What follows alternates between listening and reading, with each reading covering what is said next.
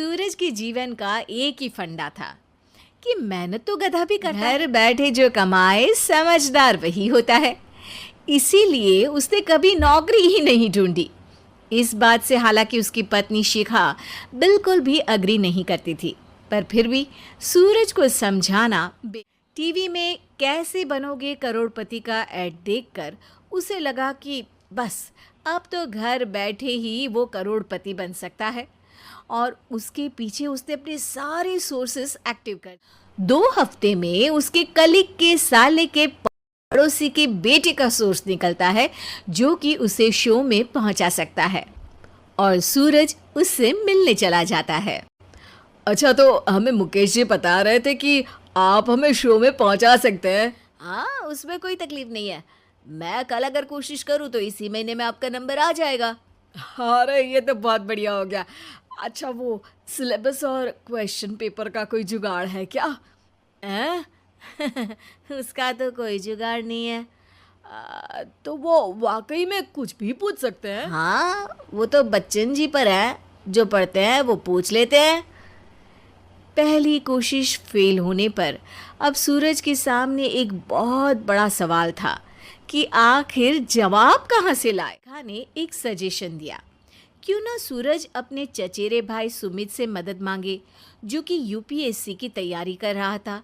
हालांकि इतनी मेहनत करना सूरज को समझ में नहीं आता। कोई और रास्ता ना मिलने पर वो आखिर सुमित से बात करता है। अरे सुमित, हमारा कैसे बनोगे करोड़पति के लिए सिलेक्शन होने वाला है।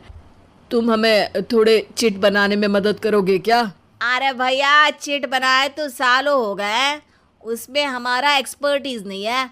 बल्कि आप बोलो तो हम आपकी पढ़ने में ज़रूर मदद कर सकते हैं। हट, कैसी अनाप शराब बातें कर रहा है तू। सूरज ने सुमित को मना तो कर दिया था, पर तैयारी करने के सिवाय कोई चारा उसे दिख भी नहीं रहा था।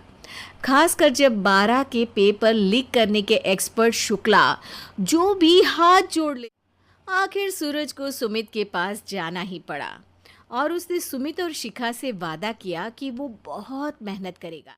1 महीने की तैयारी के बाद फाइनल हुआ कि शो से 1 हफ्ते पहले एक ट्रायल खेला जाएगा, जहां पर सारे रिश्तेदार ऑडियंस की जगह पर होंगे और शिखा सवाल पूछेगी। दूर दराज से भी रिश्तेदार आकर हाजिर हो गए देखने कि आखिर कैसे बनेगा सुमित करोड़पति। सब कुछ सेट था, और इतने में सूरज आकर अपना स्पीच देता है।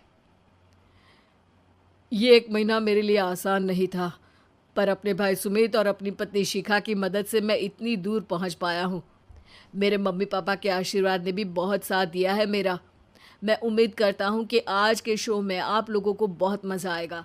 साक्षी पहला सवाल पूछती है और पूरे कमरे में सन्नाटा छा जाता है। इंडिया में कितने स्टेट्स हैं? 3, सॉलिड, लिक्विड और गैस। अरे रुकिए, तो ऑप्शंस तो देने दीजिए। इतने में 5वीं कक्षा का चिंटू बोल उठता है। अरे क्या मामा, आप तो पहले सवाल पर ही आउट हो गए। अरे बेटा, पहला सवाल तो ट्रायल होता है ना। अरे तुम अब देखना। देखने जैसी बात तो थी ही। सूरज को इतना शांत किसी ने नहीं देखा था। कभी कभी तो लगता था मानो सूरज आंख खोलकर ही सो गया हो। मामा जल्दी करो प्लीज, कल सुबह पनवेल भी तो निकलना है। अरे हट, कंसंट्रेट करने दे। 3 सवाल में 3 लाइफलाइन खत्म हो चुकी थी, और अब चौथे सवाल पर भी सूरज का मौन नहीं टूटा। पर सूरज अभी भी हार मानने को तैयार नहीं था। उधर हर कोई सूरज को छोड़ सुमित को देख रहे थे। आखिर सुमित ने ही तो पढ़ाया था सूरज को।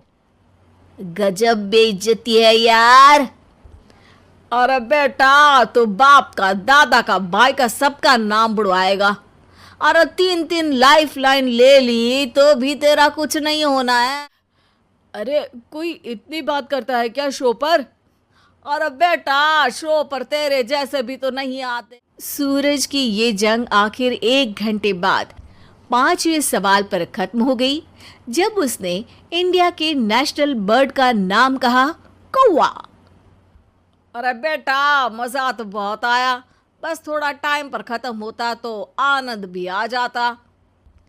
ताने बारिश के बूंदों की तरह बरस रहे थे और सूरज को भी समझ आ रहा था कि ये करोड़पति बनना शायद उसके बस के बाहर की। पर वो आखिर ये बात मान कैसे लेता? वो सख्त लौंडा जो ठहरा, उसने सोचा कि बेइज्जती तो हो ही चुकी है, पर अगर मैं हार नहीं मानूं तो शायद कुछ हो सकता है। शिखा, तुम देखना, असली शो में आग लगा दूंगा, आग, करोड़पति बनूंगा मैं। हाँ, सब्जियां खत्म हो गई है घर पे, ले आओ, पहले पति बन जाओ फिर करोड़पति बनना। अरे गजब बेइज्जती है यार। बेटा, अभी तो घर पर ही हुई है, 1 हफ्ते में तो तुम देश के सामने करवा कर आओगे। वैसे जब टीवी पर जाओ ना तो बस अपने मम्मी का ही नाम लेना, ठीक है? कोई पूछे तो बोलना कि पापा नहीं है मेरे। अरे पढ़ाई की, पेपर निकलवाए, इतने सारे लोगों को खाना खिलवाया, क्या फ़र्क पड़ा? इसीलिए मैं कहता हूँ कि मेहनत तो गधा भी करता है, घर बैठे जो कमाए वही सिकंदर। लेकिन मामा, गधे भी जानते हैं कि हमारा राष्ट्रीय पक्षी मोर है।